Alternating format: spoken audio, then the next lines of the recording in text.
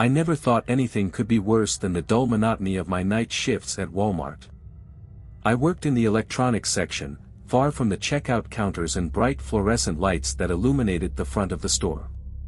My name's Jack Turner, and I've been a Walmart employee for about 2 years now. But the night this happened, I learned something that still haunts me every time I close my eyes. It started out like any other graveyard shift.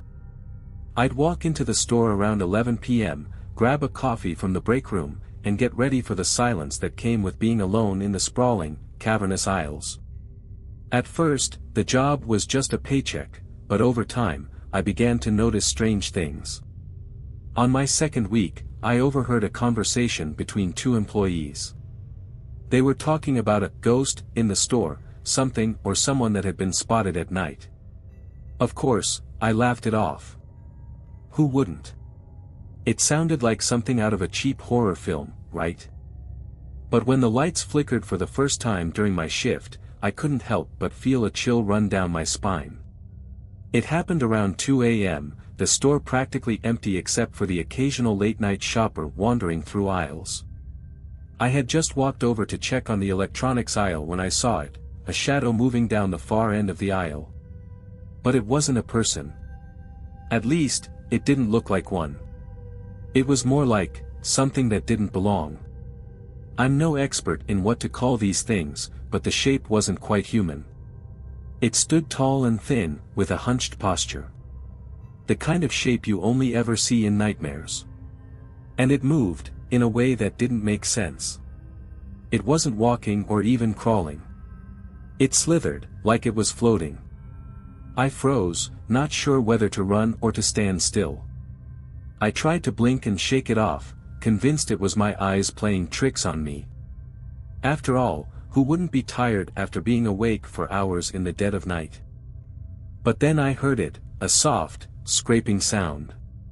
Like fingernails dragging along the floor. I turned my head just in time to see it duck behind the shelves. My heart started pounding. The hairs on my neck stood straight up. I couldn't believe what I'd just seen. But it wasn't over. I needed to find out what was going on. So I made my way cautiously to the spot where I'd seen the shadow disappear, hoping to rationalize it as a malfunctioning light or something else. But when I turned the corner, my stomach dropped. There was no one there. The aisle was empty. Silent.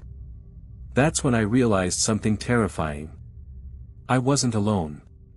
After the shadow disappeared, I couldn't shake the feeling that I was being watched. I tried to convince myself it was just a figment of my imagination. After all, I had been awake for hours, and the night shift could mess with anyone's mind. But deep down, I knew something was off. I went back to my station, trying to focus on stocking the shelves, but the unease never left. The store was eerily quiet, almost too quiet. There were no customers, no footsteps echoing down the aisles, just the constant hum of the overhead lights. My only company was the ticking clock on the wall, the minutes crawling by like hours. That's when it happened again. A scraping noise. It was soft at first, but it grew louder with each passing second. I froze, my eyes scanning the empty aisles. I could hear the sound moving closer. Slow. Deliberate. It wasn't a cleaning robot, those things only moved at certain hours, and I had already passed one in the parking lot earlier. This was different. The sound stopped just as quickly as it had started. For a moment, everything was still again. But then, just as I was about to breathe a sigh of relief, I heard a voice. A whisper. It was faint, but it was there. And it was coming from the aisle that led to the back storage room. I stood frozen, every muscle in my body tensed, the hairs on the back of my neck standing up. I couldn't make out the words, but the tone was unmistakable. It was a voice that shouldn't be heard. A voice that shouldn't be here. I glanced around, hoping I was just imagining things. But no one was there. Not a single soul. I didn't know what to do. Part of me wanted to run, but another part of me wanted to investigate. My legs moved on their own as I walked toward the source of the whisper. The sound grew louder as I neared the storage room. It was almost like breathing. I stopped just short of the door, heart hammering in my chest. The door was cracked open slightly, a sliver of dark space just visible in the dim light of the aisle. I pushed the door open cautiously, holding my breath. The storage room was pitch black. But that's when I saw it. A figure standing at the far end of the room, just beyond the shelves. It was tall. Too tall. And it was still. Unnaturally still. I couldn't see its face, there was no face, but I could feel it watching me. My heart thudded painfully in my chest as I took a step forward, hoping to get a better look, but the moment I did, the figure turned. Not to face me. It moved toward the back wall. No footsteps. No sound at all. And then it was gone. Vanished. Just like that. I stumbled backward, my legs shaking, unable to tear my eyes away from the now empty room.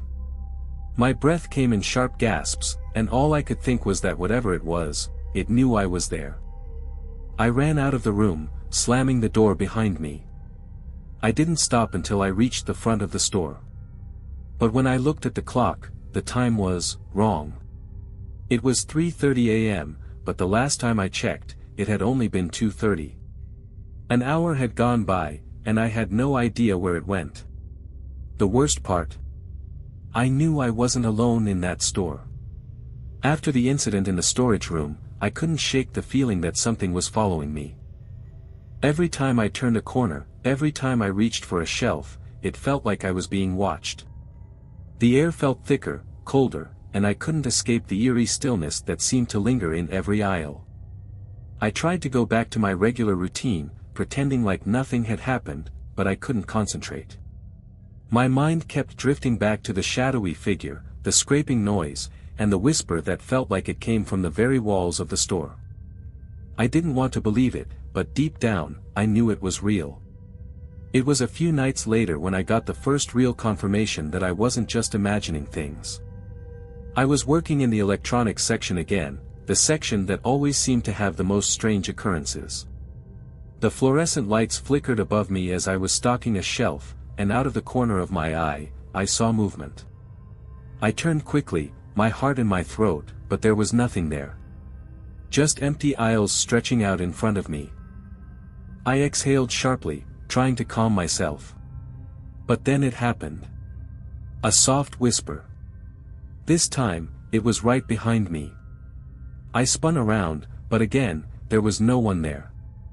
I took a deep breath, trying to steady myself. This couldn't be happening. I was alone in the store, there was no way anyone was playing a prank on me. The whisper came again. Louder this time. Jack, I froze. It was my name. Clear as day.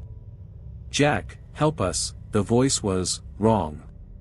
It wasn't human. It was distorted, like someone had taken the voice of a person and twisted it. It sounded almost mechanical, like it was coming through a broken speaker. I backed away, my mind racing. I was alone in the store, but it didn't feel that way. I heard it again. This time, it was closer, almost in my ear. Jack, help us, I spun around, and that's when I saw them. Eyes. Hundreds of them. They were scattered across the aisles, peering out from behind shelves and corners. But they weren't human eyes. They were black, hollow, and empty, like pits of darkness. I couldn't breathe. My chest tightened, my legs felt like lead, but I couldn't move. I was frozen in place, staring at the rows and rows of eyes that seemed to follow my every move. Some blinked. Some just stared, unblinking, unfeeling. Then, one by one, they began to blink out, vanishing into the darkness of the aisles. But the last pair, the pair in the farthest aisle, remained. They were watching me. I don't know how long I stood there, frozen in terror, but the next thing I knew, I heard footsteps behind me. Slow. Deliberate. I turned, but no one was there. The store was empty again. But the eyes, they were gone. And that's when I heard the voice again. But this time, it wasn't a whisper. It was right next to me. "Leave, now." The words sent a chill so deep into my bones, I couldn't feel my fingers anymore. I turned and ran. I didn't even care if I made a scene. I didn't care about my job. I ran for the door, heart pounding, and when I glanced over my shoulder, I saw the shadow again. That tall, hunched figure, just standing in the aisle, watching me. I slammed the front doors open, not stopping until I was out in the parking lot, gasping for air, my whole body shaking. I didn't want to go back. I didn't want to face whatever that thing was, whatever those eyes were. But I knew I had to. If I didn't go back, it would only get worse. I didn't have a choice. I had to survive. I tried to convince myself that what happened the other night was just a nightmare. A series of hallucinations brought on by the exhaustion of working graveyard shifts. But deep down, I knew it wasn't. I had seen those eyes, heard that voice, and felt that cold presence. And I knew I couldn't just walk away from it. The next night, I showed up to work, though every part of me screamed not to. I kept telling myself that I could handle it. That I could get through the shift, just like I had done countless times before. But as soon as I walked through the door, I felt it. The air was thick with something. Something that made my skin crawl. It was colder than usual, but not from the air conditioning. No, this was different. It was as if the darkness inside the store itself was suffocating me. I headed to the back of the store to grab my walkie-talkie and check in with the other night staff. As I made my way past the aisles, I couldn't help but notice something strange. The shelves were stocked. Not just stocked, but overstocked. Items that shouldn't have been there were just placed randomly. Boxes of food piled up in odd corners. And the most unsettling part? There was a distinct, sour smell lingering in the air, like something old, decayed. As I walked deeper into the store, the lights began to flicker again. And then, there it was. A whisper. "Jack." I stopped dead in my tracks. This time, it didn't feel like a trick of the mind. It felt real. I knew I had to find out what was happening. I had to face whatever was lurking in the dark corners of the store. The voice came again, this time closer. "Help us, we're trapped." I turned towards the sound, my heart hammering in my chest. The voice sounded desperate, almost pleading. But I didn't know whether to trust it. Something about it felt wrong. The voice was too distorted, too hollow. I followed the sound to the back of the store, where the aisles began to get darker and more narrow. The lights flickered more rapidly now, casting shadows that seemed to stretch and twist unnaturally. I couldn't focus. I felt like I was losing my grip on reality, like I was being pulled deeper into something I didn't understand. And then, I saw it. At the end of the aisle, beyond the shelves, stood a figure. Not the tall, hunched one I had seen before, but something new. Something far worse. This thing was thin, almost skeletal. Its limbs were unnaturally long, and its fingers, oh God, its fingers, were like claws, twisted and bent in directions that made my stomach churn. It had no face. Just a smooth, blank surface where its features should have been. But the worst part? It was standing perfectly still, like it was waiting for something. Waiting for me. I couldn't breathe. My legs were frozen in place, but somehow, I couldn't look away. My feet were rooted to the floor, my body trembling with fear, as it slowly stepped closer. The whisper came again. "Jack, we're in the walls." I blinked, trying to make sense of the words, but before I could process what it meant, the figure moved. It didn't walk or run. It just slid forward, like it was being pulled by an invisible force. Its movements were jerky and unnatural, and I couldn't tear my eyes away as it came closer and closer. Suddenly, a loud crash echoed from behind me. I spun around in panic, heart racing, and for a split second, I thought I saw something dart across the aisle, another figure, or maybe the same one, I couldn't tell. That's when the lights went out completely.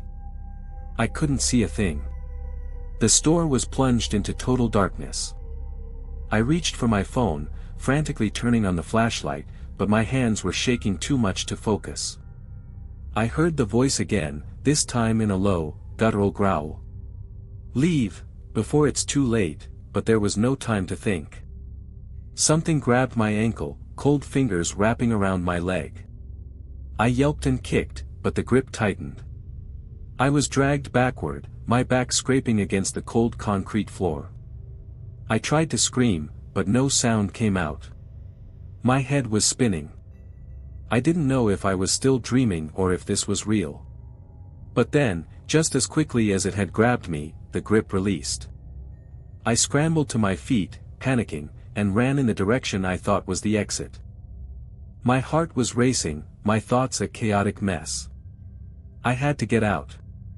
And then, I saw it. A pair of eyes. Floating in the darkness, staring right at me. They were like the ones I saw before, empty, black, lifeless. They were watching me, and as I looked into them, I felt a cold, gnawing emptiness invade my mind. The voice came again, but this time, it was louder, clearer. "Jack, you're ours," that was the last thing I heard before I bolted for the exit. I didn't look back. I couldn't. When I stepped outside, I thought I was safe. But the moment I breathed in the cool night air, I realized something terrifying. The eyes weren't just in the store. They were everywhere. I spent the next few days trying to convince myself that what happened was just a fluke. That it was just some combination of stress, fatigue, and my overactive imagination. But deep down, I knew that wasn't true. The things I had seen, heard, and felt in that store, those were real. I couldn't shake the feeling that I was being followed. It didn't matter where I went. It was like something was always just behind me, lurking in the shadows, waiting. Every time I closed my eyes, I saw those hollow, black eyes. Every time I turned a corner, I half expected to see that skeletal figure lurking there, watching me. I thought I could escape it. But there's something you need to understand about Walmart at night, it's not just a store. It's a place where the walls, the aisles, and the very air seem to have a mind of their own. It was a week later when I went back to work. I told myself it was the only way to survive. If I didn't go back, if I didn't confront whatever was haunting that store, it would never stop. It would just keep getting worse. So, I walked in, dreading every step, and immediately felt that cold presence again. The air was thick, stifling. It was the same as before, like the store had come alive and was waiting for me. But this time, something was different. There was a new sound in the air. A low, constant hum. Like an electric buzz, but louder. The kind of noise you hear when something is just wrong. I headed to the back of the store again, trying to stick to the routine, but it felt impossible to ignore the dread creeping up my spine. I passed by the aisles, and I swear I could hear whispers in the walls, voices calling to me, urging me to come closer. "Jack, come find us." This time, I knew it wasn't my mind playing tricks. The voices were coming from the walls themselves. I felt my blood run cold. I didn't want to know what they meant. I didn't want to find out what was lurking behind those walls, but something deep inside me knew I had no choice.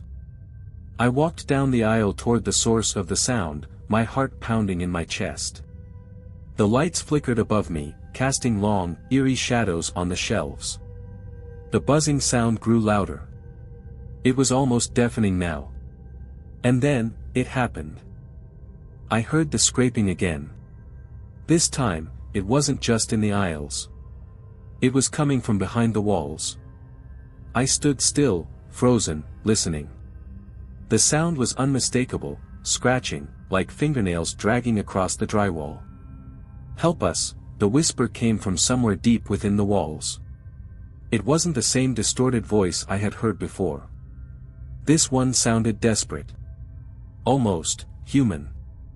Without thinking, I grabbed the nearest fire extinguisher and swung it at the wall, the metal head slamming into the drywall with a loud crash.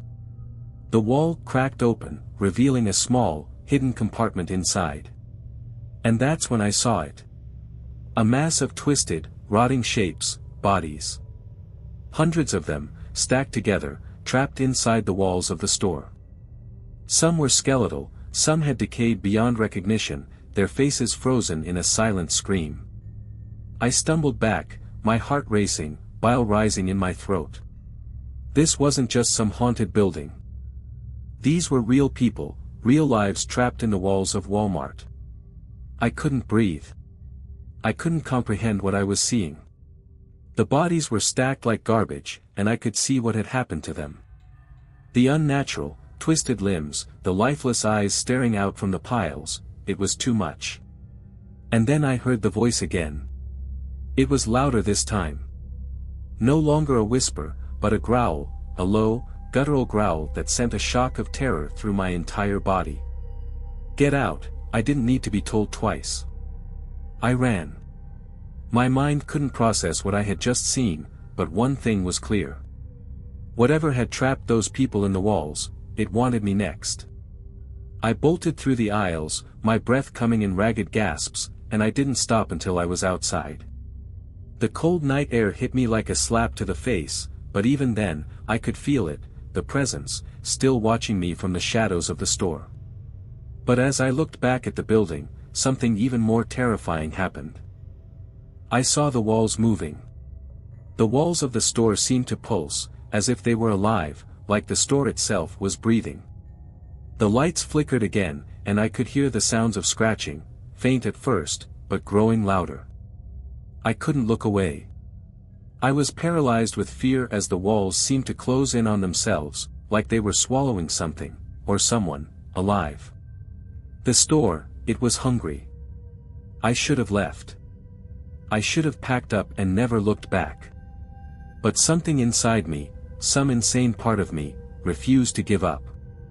I couldn't leave Walmart, not after everything I had seen. I needed answers. I needed to understand what had been haunting that place. I didn't sleep that night. I couldn't. Every time I closed my eyes, I saw those empty, hollow eyes of the people trapped in the walls, staring at me. Every time I tried to look away, I heard the whispers again. Help us. The next night, I showed up at the store again. I wasn't sure if I was going there to survive or to end it all, but I knew I couldn't keep running. The store, it was pulling me back, drawing me in like a magnetic force, making it impossible to stay away. When I walked through the front doors, I felt the air hit me with a suffocating weight, just like before. It was colder, though, like the chill had seeped into the very bones of the store. I couldn't shake the feeling that something was about to happen. Something terrible. I started my rounds, trying to keep my composure. The lights flickered again, more violently this time, and the hum in the air grew louder. The buzzing, almost like an electrical current surging through the walls. I could feel the static in the air, almost like the store itself was alive. I made my way to the back of the store. The floor beneath me felt unstable, as if it could collapse at any moment. I looked around, feeling the hair on the back of my neck rise. And then I heard it, the unmistakable scraping sound, louder now. It was coming from the walls again. Only, this time, it wasn't just in the walls. It was everywhere. The walls, the floors, the shelves, they were all moving. I could feel it deep inside me, the store breathing. I had no choice. I had to find out what was going on. I walked toward the aisle where the sound seemed the loudest, the scraping, like claws digging into the wood and plaster. I stopped in front of a shelf, my fingers trembling as I grabbed the edge and pulled. It felt like the shelf was resisting me, almost like it didn't want to be moved. But I was desperate. With a grunt, I pulled it forward, revealing a hidden door, half concealed behind a pile of stock. It wasn't part of the store's regular layout. There was no reason for it to be there. It was a door that shouldn't exist. I didn't think. I reached for the handle, my heart pounding in my chest. The door creaked open, revealing a narrow hallway, just wide enough for one person to squeeze through. The walls on either side were covered in deep, jagged scratches, like something, or someone, had been trying to claw its way through for years. And the smell. It was rancid, sickening. The smell of rot and decay, of things that shouldn't be alive. I stepped inside. The hallway seemed to stretch on forever, winding deeper into the bowels of the store. The deeper I went, the louder the scraping became. And the voices, the whispers, were now clearly audible. They weren't just whispers anymore. They were full sentences, desperate cries for help. Jack! Jack, save us! I couldn't stop. My legs moved on their own, my mind barely functioning, as if some unseen force was pulling me deeper into the maze of corridors. And then I found it. The source. I stumbled into a large, dimly lit room at the heart of the store. It looked like it was part of the original structure, something hidden, buried beneath the layers of shelves and stock. But that wasn't what caught my attention. No. What I saw in the center of the room froze me to the spot. It was a hole. A massive, gaping hole in the floor. But it wasn't just any hole. It was as if the very foundation of the store had been ripped open, exposing a dark, pulsing void beneath. The voices, those pitiful, twisted voices, were coming from the hole. And something else was coming out of it. Something was clawing its way to the surface. I backed away slowly, but then I heard a noise behind me. A soft, scraping sound. And then, I saw it. The tall figure. It was standing in the doorway of the room, staring at me. Its body was twisted and contorted, limbs impossibly long, its featureless face staring blankly into the darkness. Its eyes, those eyes. They were the same hollow, black eyes I had seen in the walls, in the shadows. It moved toward me, its body shifting unnaturally, as if it was part of the very darkness itself. My legs buckled beneath me, my mind screaming to run, but I couldn't. I was paralyzed by fear. And that's when the voices stopped. The room fell silent, except for the sound of my own breath. The figure spoke, its voice cold and distorted. "Welcome, Jack. You've come home." I wanted to scream, but no sound came out. I felt my body shake with terror as the figure stepped closer. And then, everything went black. When I woke up, I was back in the store, standing in the aisle where it had all begun. The lights were back on, flickering as if nothing had happened. But I knew better. The walls were still watching. And I was never leaving. I should have known it was coming. I should have understood that there was no escaping it, no matter how much I tried to rationalize it. I had thought maybe, just maybe, I could survive it, get out, forget what I'd seen, and walk away. But the truth is, once you've stepped foot in the dark places of Walmart, it owns you. And there's no way out. I woke up the next night, back at work. The same cold, oppressive atmosphere hung in the air. It was like walking into a nightmare you can never wake up from. The floor felt colder, the lights flickered more often, and the buzzing, that damn buzzing sound, like an electrical current pulsing through the walls, was louder than ever. Something was different now, though. Something had shifted. I stood at the entrance of the store, the usual quiet stillness settling in around me. But I couldn't ignore the dread gnawing at the pit of my stomach. I wasn't alone. The eyes, those hollow, lifeless eyes, were everywhere, watching me from every shadow, every corner. And there was no one else in the store, no customers, no other employees. Just me, and whatever it was that was waiting for me. I walked down the aisles, trying to ignore the feeling that the walls themselves were closing in. The store was breathing, the air thick with something I couldn't explain. And the scraping noise. The scraping was constant now, like something was crawling just behind the drywall, waiting to break through. It was as if the very fabric of the store was unraveling. I made my way toward the back of the store, where I'd first discovered the hidden room. I didn't know why I was going back there. I wasn't sure if it was out of curiosity or something more desperate, but I had to know the truth. I had to find out what it was that had trapped me here. As I reached the corridor where I had found the hole in the floor before, I heard it. The soft whisper of movement behind me. Jack. My breath hitched, my heart pounding. I didn't look back. I couldn't. The air felt so thick now, I could barely breathe. I stumbled forward, desperate to get to the end of this, whatever this nightmare was. When I reached the room at the end of the hallway, I froze. The hole. It was gone. But the room was not empty. Standing in the center, surrounded by shadows, was the tall figure. Its limbs were even longer now, stretching impossibly far, its body twisted and contorted in ways that defied human logic. Its face was still featureless, blank, smooth, like it had never been human to begin with. But this time, there was something different about its presence. Something more powerful. More alive. And the voices. They were louder now, echoing from every corner of the room, bouncing off the walls. I could hear their cries, their desperate pleas. Jack, help us, Jack, you're one of us now. I felt the weight of their voices pressing down on me, suffocating me. I couldn't move, couldn't escape. The figure turned toward me, its head jerking unnaturally, its hollow eyes staring straight into mine. My breath caught in my throat. Welcome, Jack, it said, its voice a rasping growl that seemed to vibrate through my very bones. You are finally ready to join us.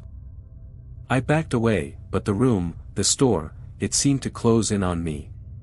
The walls shifted, bending, breathing, pulsating like the living thing it had always been. I could feel the darkness wrapping around me, pulling me in.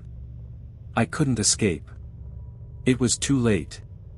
I was already part of the store now. The last thing I heard was the sound of scratching. The sound of something dragging, something, crawling from the hole.